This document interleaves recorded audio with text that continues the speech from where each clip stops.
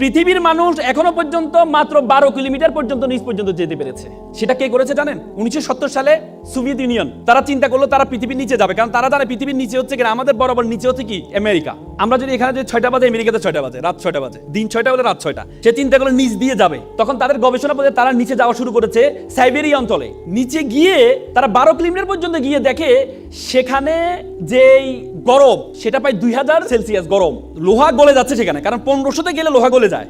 আপনি দেখেন সূর্য আমাদেরকে গরম দেয়, আমরা 40, 50, 60 সেলসিয়াস গরম পাই আমরা। সূর্য আমাদের গরম দেয়, কিন্তু মাটির নিচে কিভাবে গরম হয়? পরবর্তীতে আর যেতে পারে নাই। সেই গবেষণা প্রতিষ্ঠানের প্রধান ছিলেন ডক্টর এসবক। তিনি বলেন, আমি যখন যেতে পারছি না, তখন আমি একটা মাইক্রোফোন পাঠিয়েছিলাম সাউন্ড নেওয়ার জন্য, ভিতরে কি সাউন্ড হয়।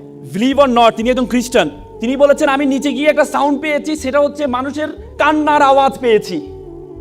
তিনি আবার বলেন, তিনি ভাবলেন এটা একটা ইকুইপমেন্ট, বা আমি যে ইকুইপমেন্ট পাঠিয়েছি সেটার কোনো আওয়াজ হতে পারে। তিনি আবার পাঠান।